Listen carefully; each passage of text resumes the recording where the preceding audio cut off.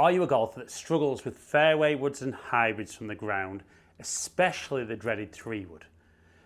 Do you get those good tee shots away and then you get the wood out and you either top it, thin it, fat it, but very occasionally you get that flush one, but you've got no idea how you did it?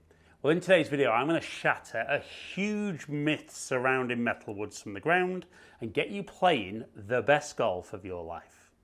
So I always find it interesting how the best players in the world make everything look easy, granted, but fairway woods and hybrids, they set up, make that swing, strike the ball well, and get accuracy and distance with every club. But most golfers struggle like mad with the fairway woods and the hybrids, and the 3-wood particularly, just the inconsistency level is off the chart. And I understand all the arguments about, it's a really long shaft, there's no loft on it. If you're a little bit off at impact, it's going to be a poor shot. But for me, if you work on the right things, you'll hit great shots. Now, the first thing we need to talk about is the myths surrounding fairway woods. So everybody tells me that struggles with fairway woods that they need to try and sweep the ball away. And as I try and sweep that away, you can see where I'm touching the mat. So I'm actually touching the mat back behind the ball. So that would be the fat shot. If I miss the ground and travel up a little bit, I'm going to thin it. And if I miss it and travel up more, or miss the ground by too much and travel up, I top it. So the first thing we need to do is stop trying to sweep the ball away. So we need to make sure that we're getting that low point ahead of the golf ball so that the club is traveling down and collecting ball and then ground. Now I know there was a very famous video from Tiger Woods saying that you shouldn't take a divot with a wood. I'll discuss that later in the video, but the first thing we need to understand, and all the best players in the world do this, is that from address, their impact position is very different. So their lower body drives much more towards the target. The upper body still stays kind of fairly central. And we can see that they would deal off the club into impact and the body's opened up out of the way. So the first thing we need to work on is make sure that as we get to the top, we drive our lower body towards the target as much as we can to begin with. So we're going to set up, make that swing. Now, even though I just missed the ground there, we can see nearly 100 mile an hour club speed.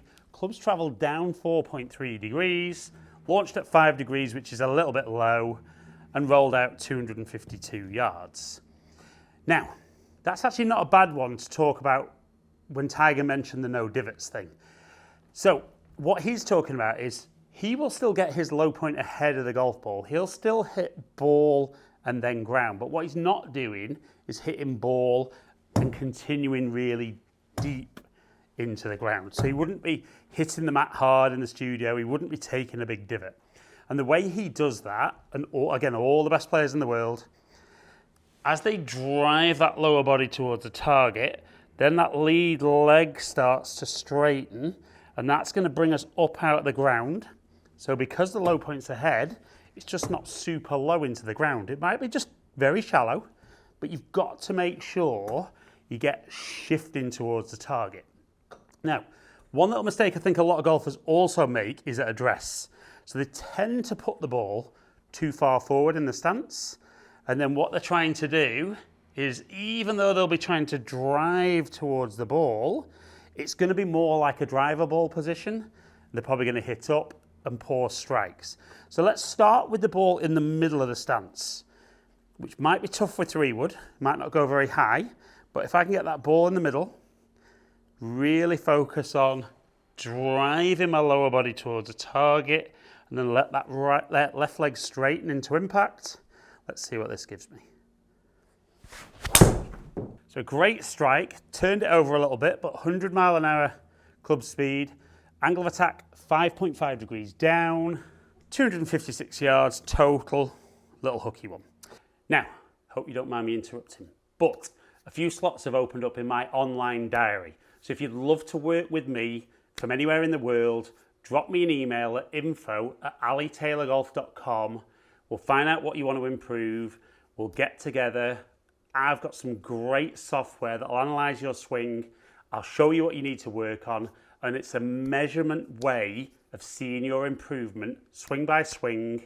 But get in touch and we'll start working together to play your best golf. Now, for me, that ball position would be too far back, and as a result of that, my path's going to be more from the inside. Got my club face pretty good to target, and that's why that one hooked. Now, for a lot of golfers I work with face to face, as soon as you move the ball in the middle and get them shifting towards the target by keeping that upper body back, the strike improves massively. The distance improves massively. And all of a sudden, they wonder what all the fuss was about with the fairway woods and the hybrids. But for me, I'm going to move the ball slightly further forward. And you'll see that when you look at the top players, they're definitely getting the ball somewhere in between the middle and the lead foot, not excessively forward like we're often told. And then all they're going to do from there, drive hard. And then we see nice club head speed, 2.6 degrees down, 241 total. And it's definitely about having the mindset about treating the fairway woods and the hybrids more like an iron and less like driver. Remember, the golf ball's on the ground, not up in the air on a tee like with driver. So we need to deliver the club with that downward angle of attack so that we hit ball and then ground. And it's great, once you set up to the golf ball and have a plan in your head that if I make this even reasonably executed, I'm going to strike the ball well, get the ball in play. There's every reason then to be getting those hybrids and metalwoods out, making that swing. And even the one that's a little bit off centre is still club travelling down, nice ball speed, decent carry and good total. What is challenging is we don't see the best players in the world hitting 3-wood off the ground very far because they're hitting it nearly 300 yards and they don't need that on the courses they're playing.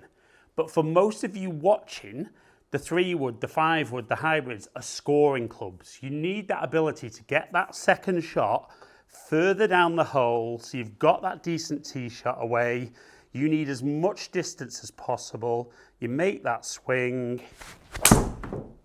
And if you can get that strike, see 3.8 degrees down, great ball speed, and again, good total. If you can get that maximum distance with your 3-wood from the ground, that's going to get you nearer the green with your second shot or your third shot if needed, and give you that great opportunity to score better. But you really need to shatter that myth. We're never ever going to try and sweep the ball away. We're going to make sure that ball's maybe a little nearer the centre than normal. We're going to make sure from the top that lower body drives hard towards the target. The lead leg will start to straighten. That'll get angle of attack down, not burying the club in the ground. And like I said, when you can stand up there and make that swing, that could be an absolute game changer.